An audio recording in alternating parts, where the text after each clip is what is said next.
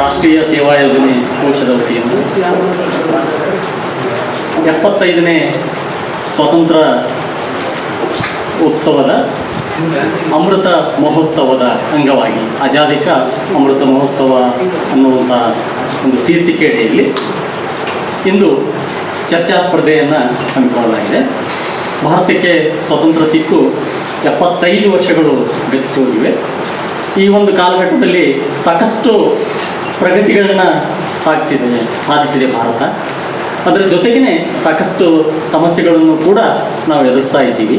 ಇವೆಲ್ಲದರ ಕುರಿತು ವಿದ್ಯಾರ್ಥಿಗಳಲ್ಲಿ, ಯುವಕರಲ್ಲಿ ಒಂದು ಚರ್ಚೆಯನ್ನು, ಸ್ವತಂತ್ರದ ನಂತರದ ಬೆಳವಣಿಗೆಗಳು ಮತ್ತು ಸ್ವತಂತ್ರ ಪೂರ್ವದಲ್ಲಿನ ಘಟನೆಗಳು, ಇವೆಲ್ಲದರ ಕುರಿತು ಒಂದು ಚರ್ಚಾ ಸ್ಪರ್ಧೆಯನ್ನು ಏರ್ಪಡಿಸಲು ಕರ್ನಾಟಕ ಸರ್ಕಾರದ ಆದೇಶದನ್ವಯ ಮಾನ್ಯ ಕುಲಪತಿಗಳ ನಿರ್ದೇಶನದ ಮೇರೆಗೆ ಇಂದು ನಾವು ಈ ಕಾರ್ಯಕ್ರಮವನ್ನು ಹಮ್ಮಿಕೊಂಡಿದ್ದೇವೆ.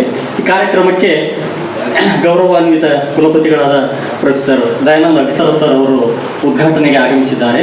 ತಮ್ಮೆಲ್ಲರ ಪರವಾಗಿ ಅವರನ್ನು ಹೃತ್ಪೂರ್ವಕವಾಗಿ ಕಾರ್ಯಕ್ರಮಕ್ಕೆ ಆಹ್ವಾನಿಸಿದ್ದಾರೆ. ಅದೇ ರೀತಿಯಾಗಿ ಈ ಒಂದು ಕಾರ್ಯಕ್ರಮದಲ್ಲಿ ಕನ್ನಡ ನಿಕಾಯದ ಡೀನರು, ಲ್ಯಾಂಗ್ವೇಜ್ ಡೀನರು ಆದಂಥ ಸಾಹಿತಿಗಳು ಆಗಿರುವಂಥ ಪ್ರೊಫೆಸರ್ ಎಚ್ ಟಿ ಪೋತೆ ಸರ್ ಅವರು ಕೂಡ ಈ ಒಂದು ಕಾರ್ಯಕ್ರಮದಲ್ಲಿ ಭಾಗವಹಿಸಿದ್ದಾರೆ. ಅವರಿಗೂ ಕೂಡ ಕಾರ್ಯಕ್ರಮ ಮತ್ತು ಈ ಒಂದು ಕಾರ್ಯಕ್ರಮಕ್ಕೆ ಜಡ್ಜ್ ಆಗಿ ಮತ್ತು ಸಂಯೋಜಕರಾಗಿ ಈ ಒಂದು ಕಾರ್ಯಕ್ರಮವನ್ನು ಹಮ್ಮಿಕೊಂಡು ಅವರೇ ಸ್ವತಃ ನಿರ್ಣಾಯಕರಾಗಿ ವೇದಿಕೆಯ ಮೇಲೆ ಉಪಸ್ಥಿತರಿದ್ದಂಥ ಪ್ರೊಫೆಸರ್ ರಮೇಶ್ ರಾಠೋಡ್ ಸರ್ ಅವರಿಗೂ ಕೂಡ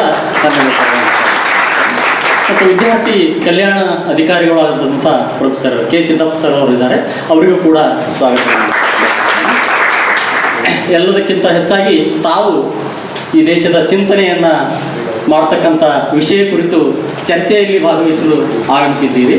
ಸುಮಾರು ಜನರು ಈ ಒಂದು ಕೋವಿಡ್ ಪೀರಿಯಡ್ ಇದ್ದರೂ ಕೂಡ ವಿದ್ಯಾರ್ಥಿಗಳು ಹೆಚ್ಚಿನ ಸಂಖ್ಯೆಯಲ್ಲಿ ಭಾಗವಹಿಸಿದ್ದೀರಿ.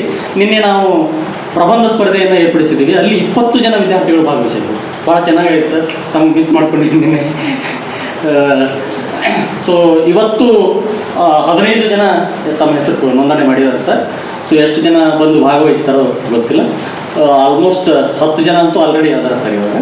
ಸೊ ನಿಮ್ಮೆಲ್ಲರಿಗೂ ಕೂಡ ಸ್ವಾಗತವನ್ನು ಬಯಸಿ ಮುಂದಿನ ಒಂದೆರಡು ವಿಚಾರಗಳನ್ನು ತಮ್ಮೊಂದಿಗೆ ಮಾನ್ಯ ಕುಲಪತಿಗಳು ಹಂಚ್ಕೊಳ್ಬೇಕಂತ ಹೇಳಿ ಅವರನ್ನು ವೇದಿಕೆಗೆ ಆಹ್ವಾನಿಸ್ತಾರೆ. ವಿದ್ಯಾರ್ಥಿಗಳೇ, ತಮ್ಮೆಲ್ಲರಿಗೂ ಗೊತ್ತಿರುವ ಹಾಗೆ 75ನೇ ಸ್ವಾತಂತ್ರ್ಯ ದಿನಾಚರಣೆ ಅಂಗವಾಗಿ ಆಜಾದಿ ಕಾ ಅಮೃತ್ ಮಹೋತ್ಸವ ಆಚರಣೆ ಇಡೀ ರಾಷ್ಟ್ರದುದ್ದಕ್ಕೂ ನಡೆದಿದೆ. ಈ ಹಿನ್ನೆಲೆಯಲ್ಲಿ ಸರ್ಕಾರದ ನಿರ್ದೇಶನದಂತೆ ಹಲವು ಚಟುವಟಿಕೆಗಳನ್ನು ವಿಶ್ವವಿದ್ಯಾಲಯ ಹಮ್ಮಿಕೊಂಡಿದೆ. ಈ ಒಂದು ಚಟುವಟಿಕೆಯಲ್ಲಿ ಇಂದು ತಾವು ಭಾಗವಹಿಸಿದ್ದೀರಿ. ಕೇವಲ ಭಾಗವಹಿಸುವುದಷ್ಟೇ ಅಲ್ಲ, ನೀವು ಸಿದ್ಧತೆ ಮಾಡಿದಂಥ ವಿಷಯಗಳನ್ನು ಮನದಾಳಕ್ಕೆ ಅರ್ಥ ಮಾಡಿಕೊಂಡು ರಾಷ್ಟ್ರದ ಪ್ರಗತಿಗೆ, ಸಮಾಜದ ಸವಾಲುಗಳಿಗೆ ಯಾವ ರೀತಿ ಸ್ಪಂದನೆ ಸಿಗ್ಬೋದು ಅನ್ನುವ ನಿಟ್ಟಿನಲ್ಲಿ ತಾವು ಯೋಚನೆ ಮಾಡಬೇಕು, ಆಲೋಚನೆ ಮಾಡಬೇಕು, ಅದನ್ನು ಕಾರ್ಯರೂಪಕ್ಕೆ ತರಬೇಕಾಗಿದೆ. ಇಡೀ ಈ ಕಾರ್ಯಕ್ರಮದ ಉದ್ದೇಶನೇ ಅಷ್ಟೇ. ಕೇವಲ ಚಟುವಟಿಕೆಗಳನ್ನು ಮಾಡಿ ಒಂದಿಷ್ಟು ಬಹುಮಾನಗಳಿಗೆ ತಯಾರು ಮಾಡ್ತಕ್ಕಂಥದ್ದಲ್ಲ. ಆ ವಿಷಯದ ಕುರಿತು ನಾವೇನು ಸಿದ್ಧತೆ ಮಾಡ್ಕೊಂಡಿದ್ದೀವಿ ಇನ್ನೊಬ್ಬರ ಜೊತೆಗೆ ಹಂಚ್ಕೊಳ್ಳೋದು ಭಾಳ ಅವಶ್ಯಕ.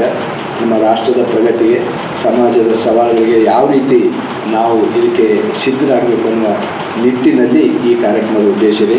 ಈ ಕಾರ್ಯಕ್ರಮದ ಉದ್ದೇಶ ಸಫಲವಾಗಲಿ ಅಂತ ಹಾರೈಸುತ್ತಾ ಈ ಒಂದು ಆಯೋಜಕರಿಗೆ ವಿಶೇಷವಾದಂಥ ಅಭಿನಂದನೆ ಅಂತ ಎರಡು ಮಾತುಗಳನ್ನು ಮುಗಿಸ್ತೇನೆ.